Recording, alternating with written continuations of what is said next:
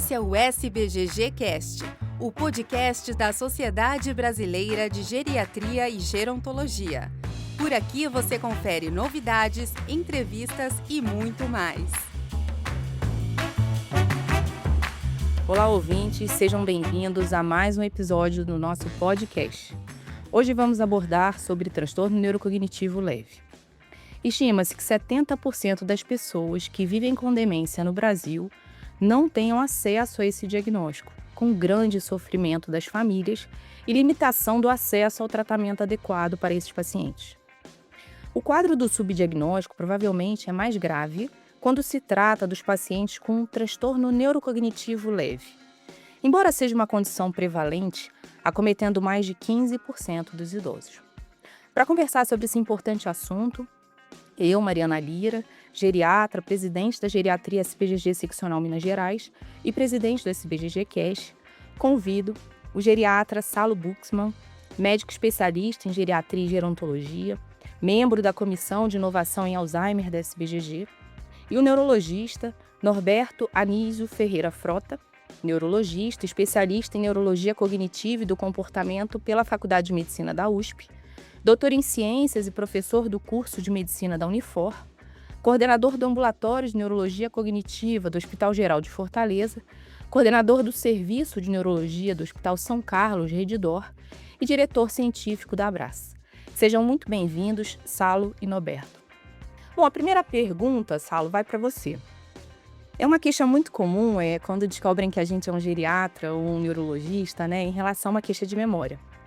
E tem problema de memória, o que eu faço com isso, E aí eu te pergunto, como a gente pode avaliar um paciente com queixa de memória autorrelatada ou que é apontada e é trazida por acompanhantes e familiares para a gente diferenciar o transtorno neurocognitivo leve de um quadro demencial e do declínio cognitivo subjetivo?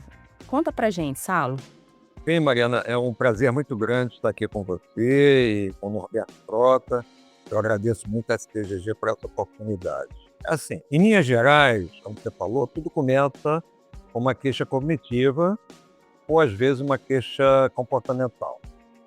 Então, para se fazer o diagnóstico de transtorno cognitivo leve, é necessário colher inicialmente uma história bem detalhada, uma história clínica, que esteja corroborada com informações confiáveis sobre o convívio do paciente. Na história, é muito importante você já inicialmente tentar excluir problemas reversíveis que eu vou citar mais adiante e possam explicar essa queixa e que não sejam doenças neurodegenerativas. Deve-se estabelecido também que existe uma independência para as atividades diárias, apesar de poder haver uma certa dificuldade para algumas atividades instrumentais. E deve-se procurar estabelecer um caráter progressivo ao longo de, pelo menos, alguns meses. Depois disso, é que nós podemos fazer um teste de triagem neuropsicológica e, finalmente, uma avaliação neuropsicológica completa. No declínio cognitivo subjetivo que você citou, existe uma percepção pelo paciente de que há problemas. Porém, você não constata uma diminuição do desempenho em testes. E também você não verifica nenhuma repercussão funcional de nenhum tipo. Já no transtorno cognitivo leve, as pessoas próximas ao paciente, elas já podem notar que existem problemas de memória de curto prazo, nossa sintoma inicial, E isso pode repetir já uma alteração precoce da função do hipocampo. Mas podem também existir problemas de natureza visuoespacial, orientação no espaço, problemas de linguagem, comunicação e de funções executivas. A gente observa, então, um impacto, ainda que parcial, nas atividades instrumentais da vida diária. Mas esse paciente com TCL consegue ainda compensar essas dificuldades e manter a independência. A existência de, eventualmente, de manifestações neuropsiquiátricas precoces que indicam o envolvimento do sistema límbico também é possível. Então, uma mudança de personalidade, uma mudança do comportamento daquele indivíduo, podem sugerir, por exemplo, uma demência frontotemporal, enquanto que alucinações vívidas, bem estruturadas, podem sugerir, por exemplo, uma demência com corpos de delírio. Todos esses dados têm que ser, conforme eu já falei, corroborados com um acompanhante que conviva com o paciente. Ele pode ter a chamada nosognosia, ele pode não perceber a própria deficiência. Algumas condições que têm que ser excluídas são, por exemplo, depressão, ansiedade, doenças clínicas, como, por exemplo, distúrbio de tireoide, apneia do sono, deficiências nutricionais, como deficiência de vitamina B12, além de doenças psiquiátricas, uso de drogas, uso de álcool e uso indevido de medicamentos psicoativos, né? Que podem estar fazendo uma iatrogenia. Os exames complementares, como o exame de laboratório completo, ajudam a excluir essas causas reversíveis, assim como os exames de neuroimagem, que podem excluir, por exemplo, tumores, hidrocefalia ou acidentes vasculares encefálicos. Quando a dúvida persiste, para encerrar aqui essa primeiro bloco, o segmento do paciente, ou seja, o chamado teste do tempo, vai mostrar para a gente que esse declínio é progressivo e esse caráter progressivo vai consolidar a nossa suspeita diagnóstica. Perfeito, Saulo. Os critérios de Petersen, né, em 1999, eles falam realmente isso, como é importante a gente ter um informante aí, né, um cuidador familiar que nos dê essa informação da percepção. Quando a gente quer saber qual que é a percepção comparada um com o outro, o paciente realmente não reconhece esse déficit e essa dificuldade, né, Saulo, em relação ao desempenho da AVD, como que é ele comparado com ele mesmo em relação ao basal dele. Algo muito importante que você fala em relação às causas reversíveis das etiologias clínicas aí, que a gente fala limpar o quadro, ou seja, vamos arrumar essa casa, fazer uma avaliação geriátrica ampla, entender os possíveis fatores que estão intervindo, tratar, desprescrever e organizar para assim fazer um diagnóstico de exclusão, né, um diagnóstico clínico perfeito. Seguindo, Norberto, agora com você, há um grande avanço, né, na propedêutica para a definição da etiologia por doença de Alzheimer. A gente sabe que a grande etiologia, a gente fala que a grande fatia do bolo para a síndrome demencial é a etiologia Alzheimer, 60% a 70% dos casos. E a gente fala que tem um construto aí de uma DA contínua, né? Uma doença de Alzheimer que ela começa com alteração patológica, a gente fala que a patologia precede a clínica e atualmente essa construção a gente consegue antecipar cada vez mais, né? Com esse diagnóstico através do biomarcador. E o biomarcador aí podendo prever, diagnosticar essas doenças. E aí eu queria perguntar para você, Norberto, a partir da suspeita clínica de um transtorno neurocognitivo leve, quando e quais biomarcadores devem ser solicitados?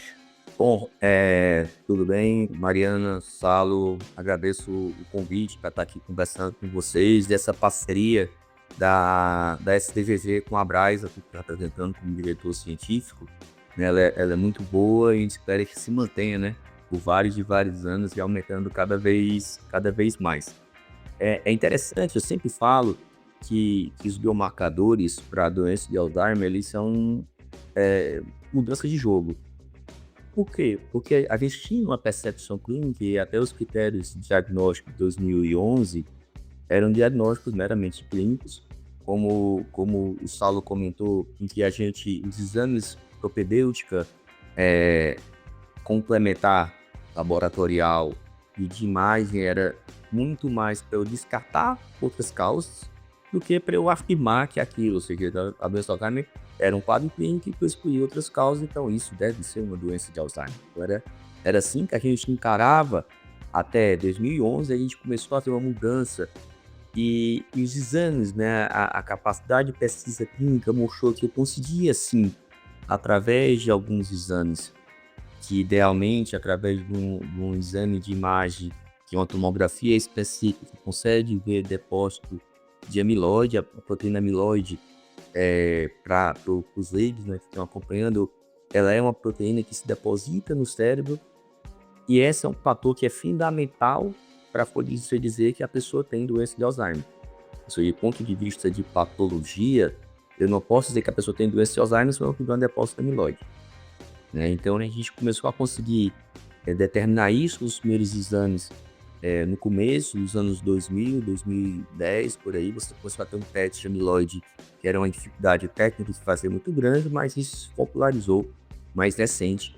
E começou a ser colocado, isso em 2018, como a possibilidade de você ter um critério com suporte através desse exame.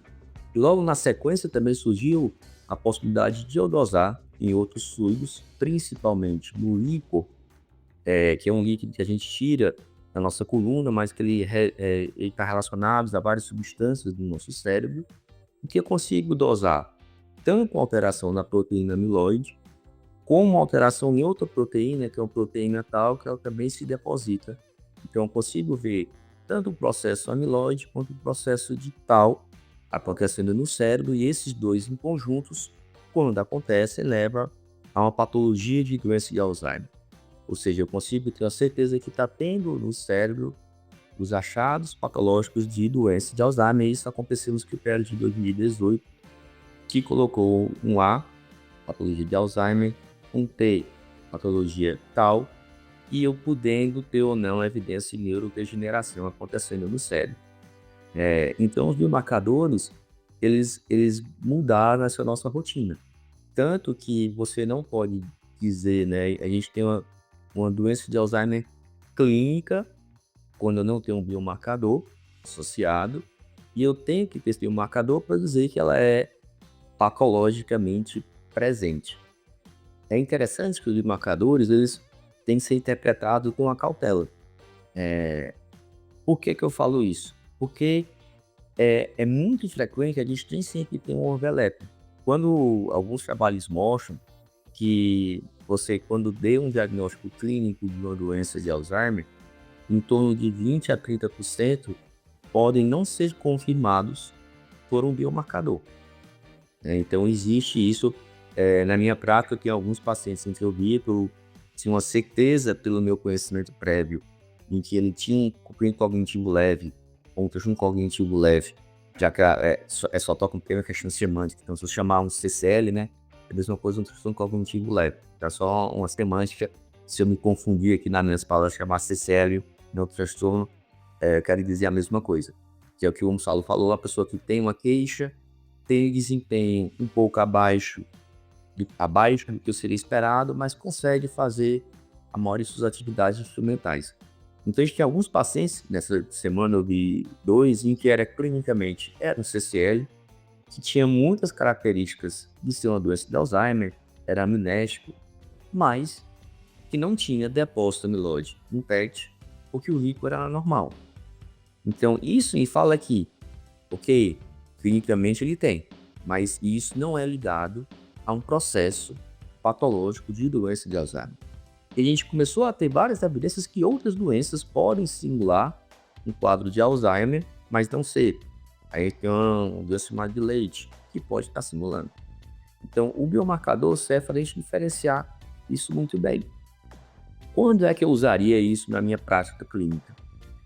Vale lembrar que é indicado em pacientes em que eu tenho uma suspeita clínica de que deva ser uma doença de Alzheimer, numa forma ICCL, o transtorno cognitivo leve, ou uma demência leve. Ou seja, eu não devo nunca pedir esses exames em pessoas assintomáticas ou com desempenho cognitivo normal. A primeira coisa que a gente fica aí. E que a gente fica com a dúvida diagnóstica, ou tem alguma forma atípica. A Academia Brasileira de Neurologia, a qual eu faço parte, a gente fez um artigo de consenso de 2022, que a gente orienta quando que eu devo pedir, tá certo, um biomarcador num paciente com CCL ou com demência leve. Então a gente tem que ter esses cuidados.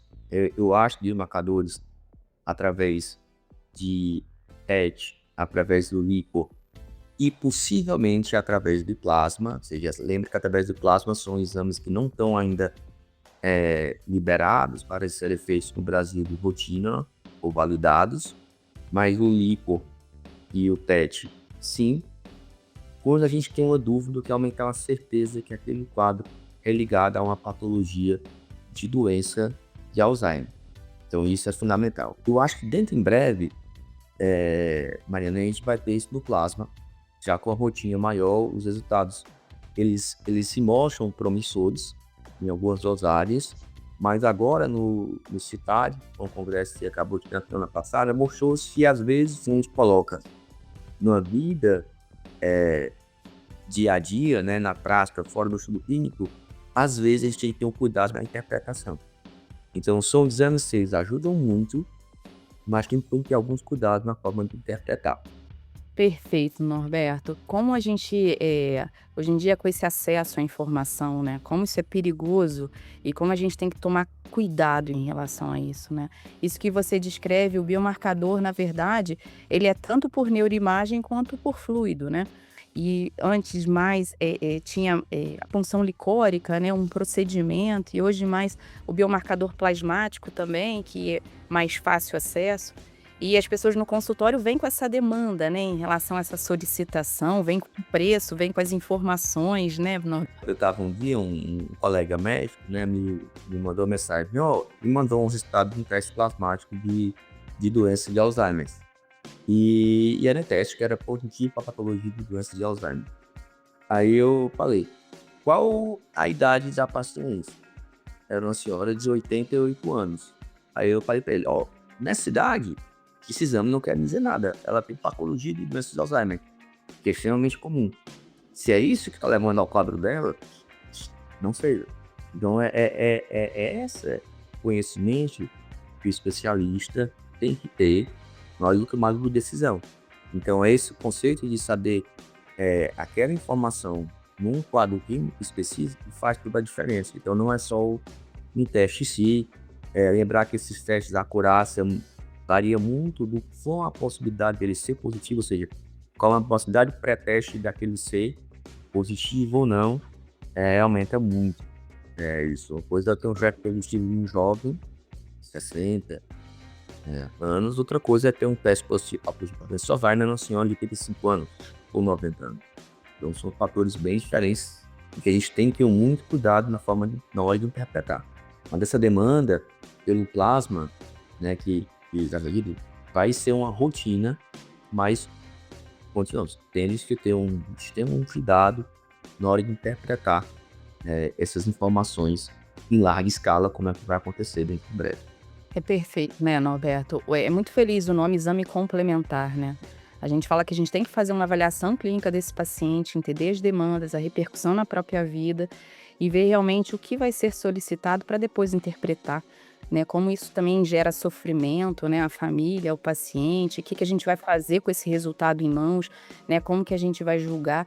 Então, nesse momento, uma decisão compartilhada é algo muito importante, principalmente no perfil da nossa população, em que a gente também não tem um ponto de corte, um valor de referência ainda também desse exame. Então, é algo extremamente desafiador. Algo que o Dr. Norberto traz em relação à terminologia, né?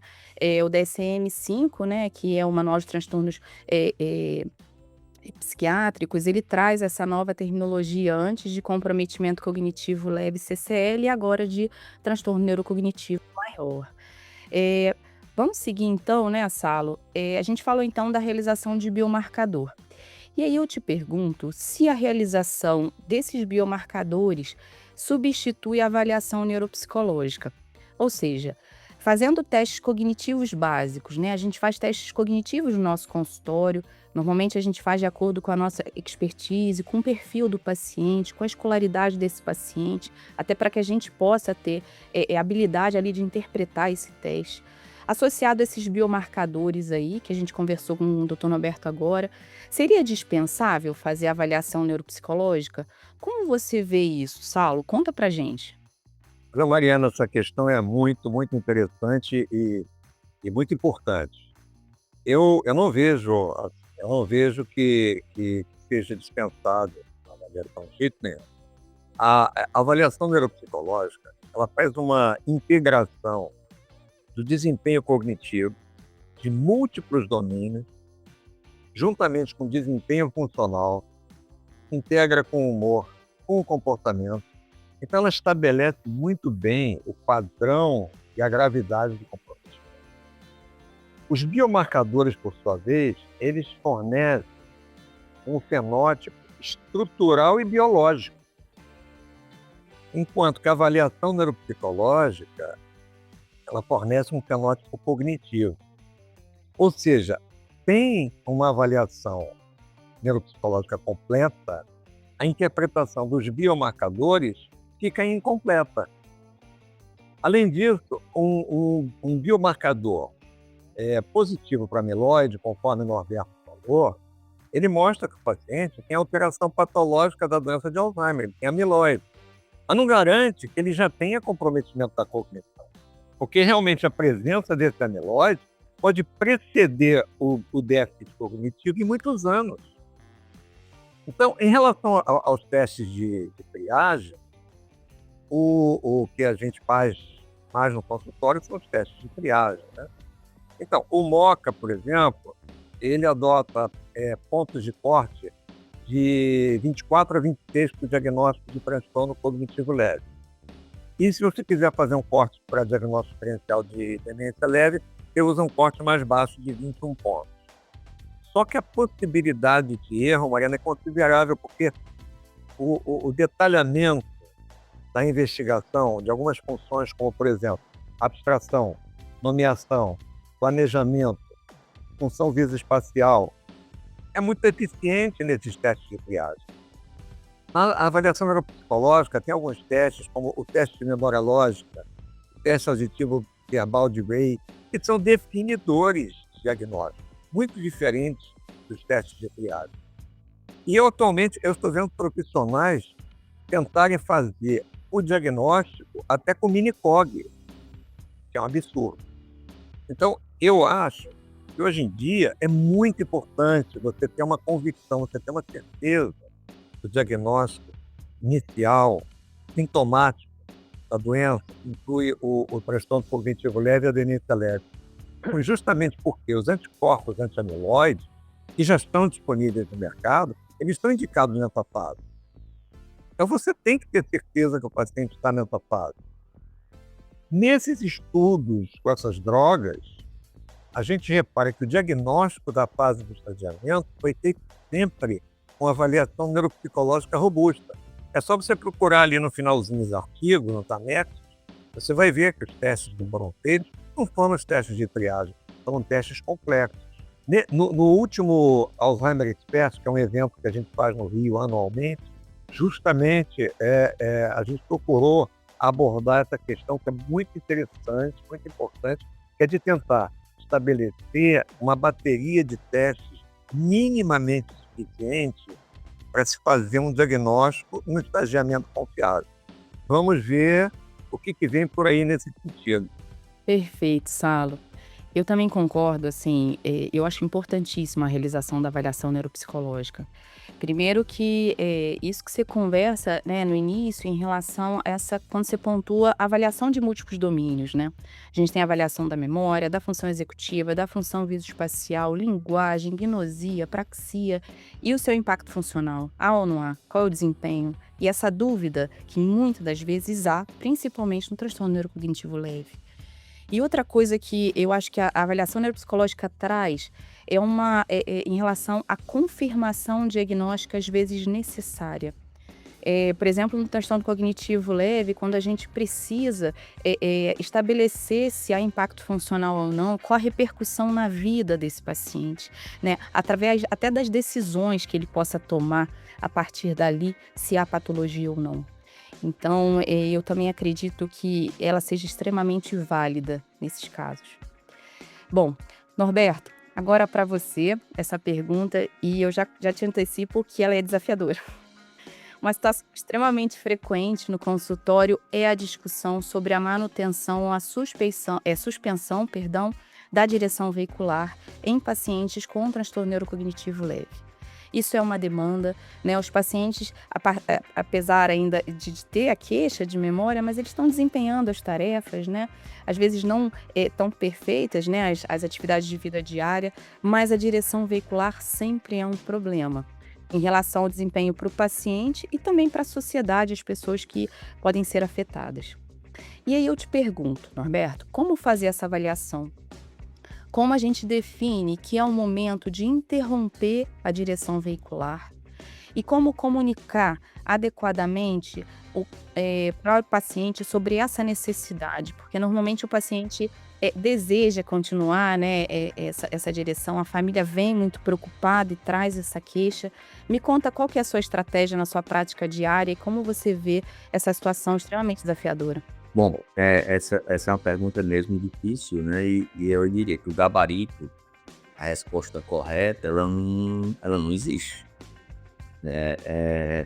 Por várias questões, assim, se a gente for ver, principalmente falando do fundo cognitivo leve, ou seja, que a pessoa tem pequenos impactos só na sua personalidade, mas ela persiste ainda com independência, a gente tem que ter muito cuidado como médico e não querer podar a pessoa de fazer várias atividades que ela consiga realizar ainda e colocar, antecipar uma perda de funcionalidade que ainda não existe. E a partir daqui você não vai mais ter as suas pontas, a partir daqui o carro não é mais seu, a partir daqui eu vou controlar todos os suas tomadas de decisões. Então, a minha opinião, essa é a pior estratégia que pode ser tomada, porque você acelera uma perda de funcionalidade, leva a um quadro depressivo. Então, essa eu acho que é a postura que alguns colegas têm, eu acho extremamente errado. Quando a gente vai ver do ponto de vista legal, até quando uma pessoa com quadro demencial ela pode dirigir? Se a gente for ver para fora do Brasil, e eu estou falando do quadro de demência, a Academia Americana de Neurologia ela coloca dois pontos em que, teoricamente, ainda um paciente poderia dirigir. Eles colocam o mini-mental acima de 24, e em CDR1, ou seja, demência leve, eles falam que o paciente ainda conseguiria dirigir.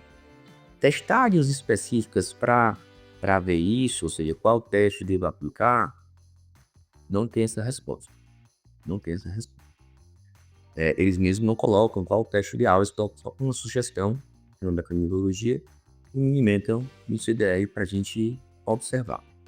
No Brasil, a Abramed, que é a Associação Brasileira de Medicina do Trânsito, eles têm uma colocação em que também não tem uma regra específica para demência como sendo um fator que contraindique a dirigir. E aqui eu estou falando demência, estou falando de cognitivo leve. Mas o que eles falam é que deve-se avaliar as condições físicas e mentais de um paciente, né? E é interessante, Salana, você comentou, eles até sugerem de aplicar como a triagem básica a um código na avaliação para saber se o paciente teria condição ainda ou não. Que eu acho que é muito... Muito pobre, né? Muito pobre. Mas é engraçado que tem um estudo que eles citam no Brasil que coloca o mínimo em torno de 25 como sendo um corte aceitável ainda para dirigir nesse documento que a Abramed liberou há uns 2, 3 anos atrás. Então são pontos a se considerar. Então só para a gente ter uma noção básica de metria. Mas eu diria que aí tem muitas das questões individuais.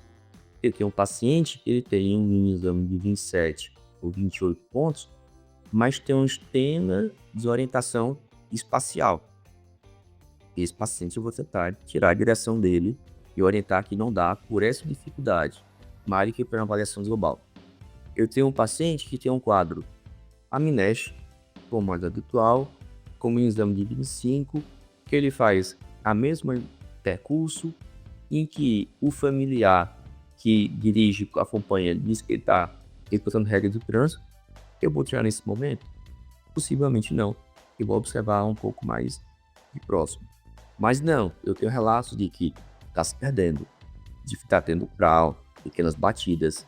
Talvez essas percepções de quem está ao lado sejam mais importantes do que uma avaliação minha nessa tomada de decisão, que nem sempre é fácil do paciente aceitar.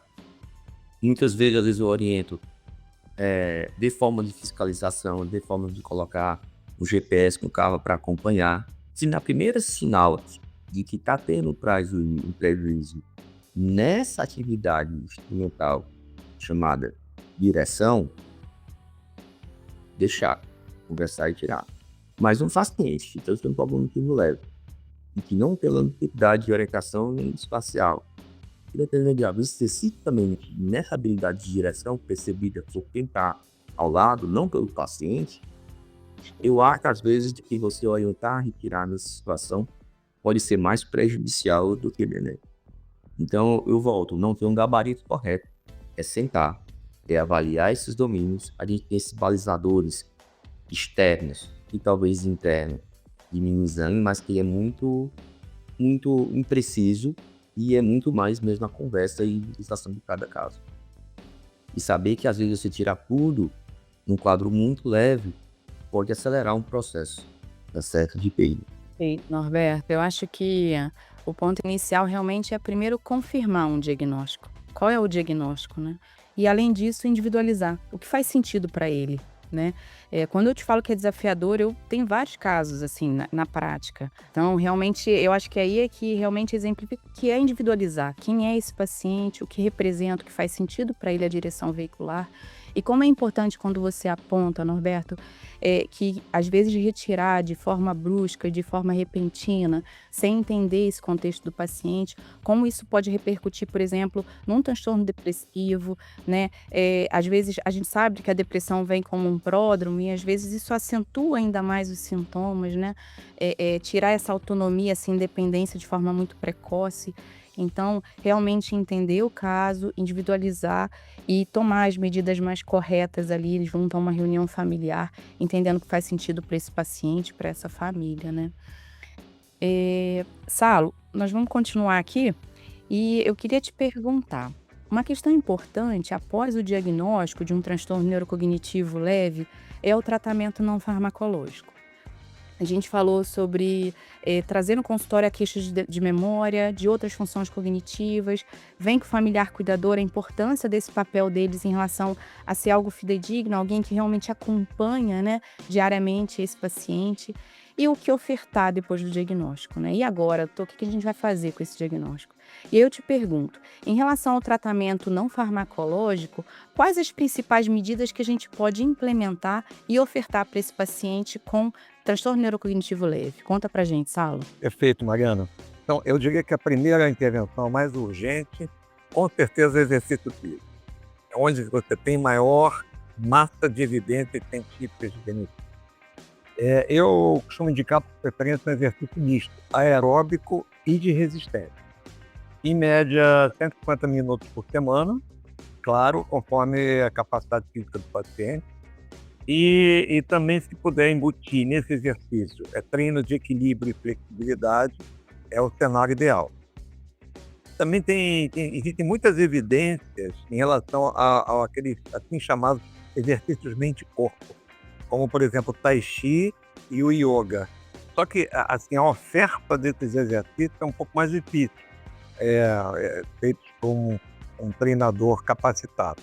Mas são exercícios extremamente importantes que têm evidência sobre o benefício deles. Também é fundamental a estimulação cognitiva.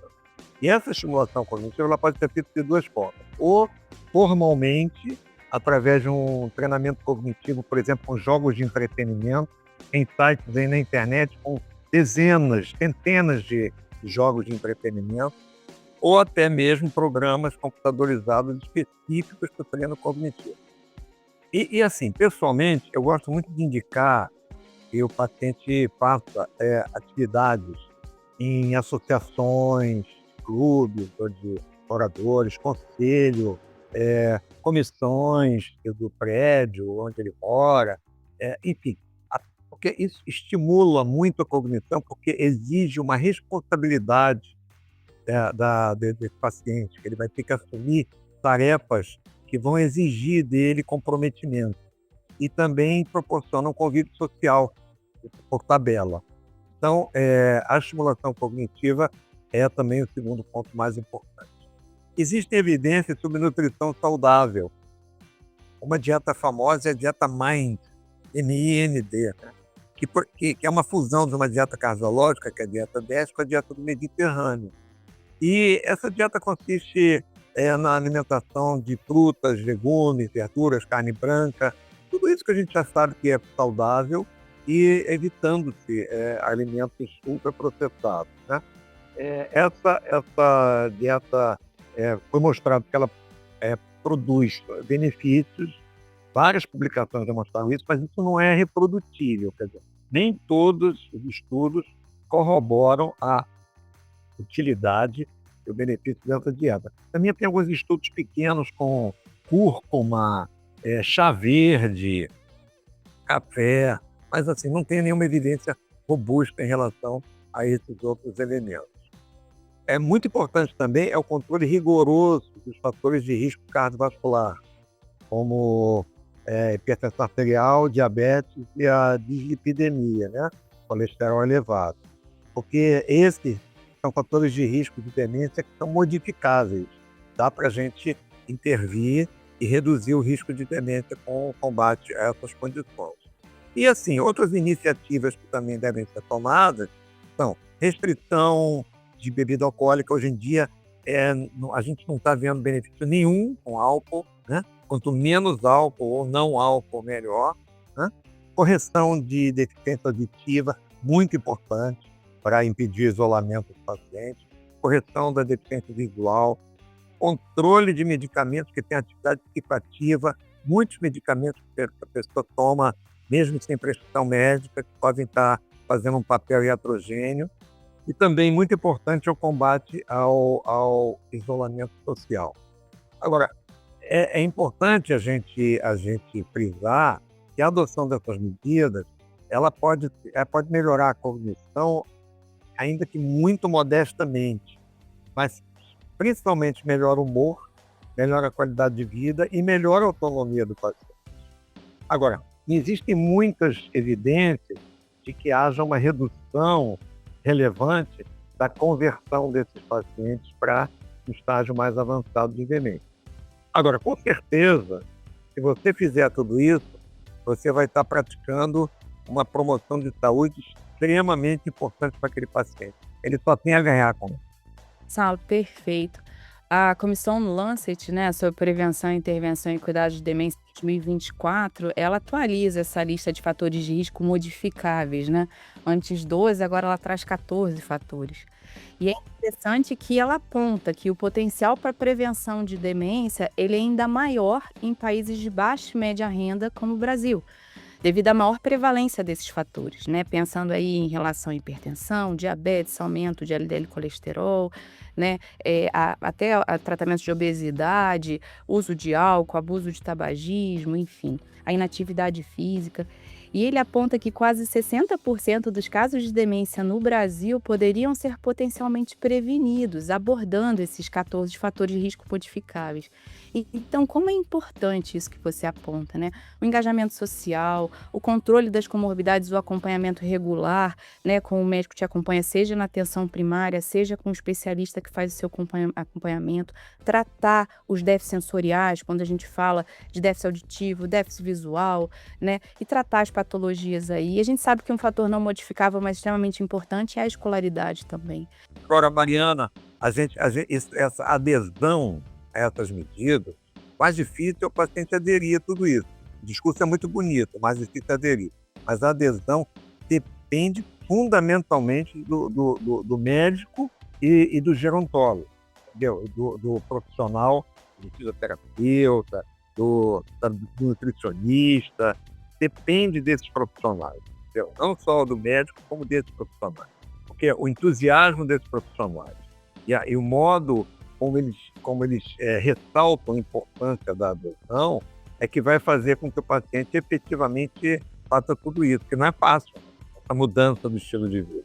Isso é realmente assim, a gente verifica isso, né, Saulo, no dia a dia de ambulatório, de consultório, como é difícil você realmente plantar essa semente ali, né, no paciente. Isso se tornar uma prescrição não medicamentosa, mas tão importante quanto, né?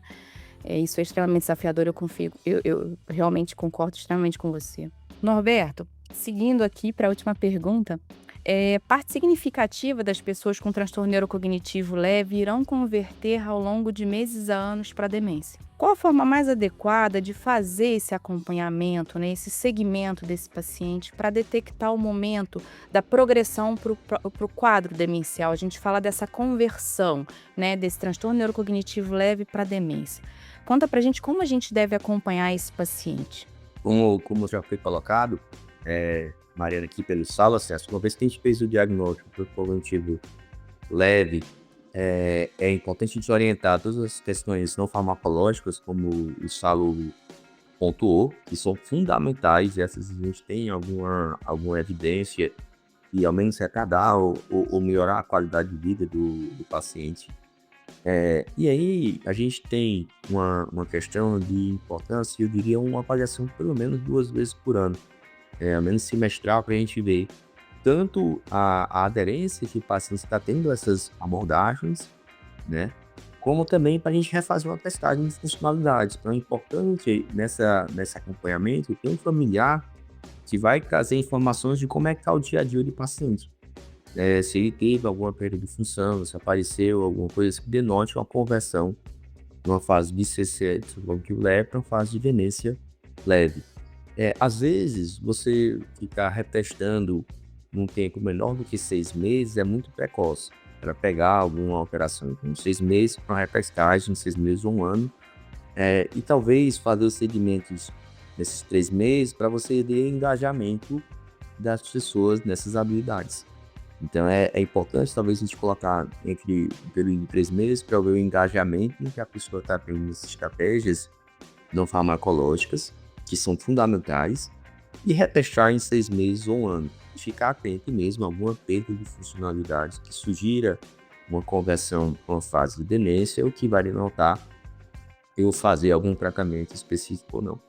Vale lembrar que por mais que exista uma chance, né, dessa maior de conversão, mesmo que você tenha uma patologia de doença de Alzheimer confirmada por um biomarcador, ou seja, mesmo aquele paciente que tem transtorno cognitivo leve, que deu um biomarcador positivo, mesmo nesses pacientes, você tem uma porcentagem no período de 1 ano, 2 anos, de não conversão e manutenção nesse estágio. Ou seja, não é porque eu tenho um biomarcador positivo num paciente com CCL, em que ele vai estar na fase de demência daqui a um ano, desculpa. Então, mesmo nos estudos que você vai ver de fármacos recentes, você tem uma porcentagem de pacientes de em torno de 30% a 40% que ficaram estáveis, mesmo tomando placebo, no período de 3 anos de segmento. Então, existe isso, no período de 1 ano e meio, com certeza sim, uma chance grande de não piorar, né, nesse período. E é importante a gente seguir e falar para o paciente que não é porque ele tem um biomarcador alterado que isso ele vai converter em período curto, de 6 meses ou 1 ano. Mas eu também não posso dizer, deixar, Mariana, não, o CCL volte daqui a 1 ano só. Porque aí o paciente, talvez ele perca essa noção da necessidade desse acompanhamento. Então você pode até deixar uma reavaliação cognitiva em 1 ano ou 6 meses, mas no segmento desses fatores de riscos modificáveis ou desses hábitos de vida, ela deve ser feita mais próximo, sim, tá certo? A cada 3 meses, para você controlar esses aspectos gerais de vida do paciente. Muito bom, Norberto. E a gente volta nessa aula, a questão inicial, a importância aí do cuidador familiar e de um informante que acompanhe esse paciente, que traga essas informações de como está o desempenho, né, desse paciente nas suas atividades de vida diária, como que é importante, né, esse mesmo informante trazendo essas informações e avaliando a repercussão. É o detalhe que importa. É verdade, exatamente. Eu estava discutindo um dia, né, uma colega médica dizendo da mãe dela, né? Ela preocupada, não sei se minha mãe está piorando ou não, porque ela não está mais usando o celular para pagar as contas. Eu já perguntei, mas ela fazia? Não, ela fazia perfeitamente isso. Então isso é uma perda de função. Uma coisa é que eu nunca faço isso mais alto, ele não consegue mais administrar as contas. É uma perda de função. Então são detalhes que às vezes ninguém, então aí sua moca não perde, e a conversa com o familiar que é fundamental. O que a gente fala que é comparar a funcionalidade atual com o basal, como ele era antes, né? Então, assim, houve o declínio ou não? Mas em relação a ele, né? Enfim. Bom, a gente chega então ao final desse episódio, que foi extremamente marcante do SBGG Cast.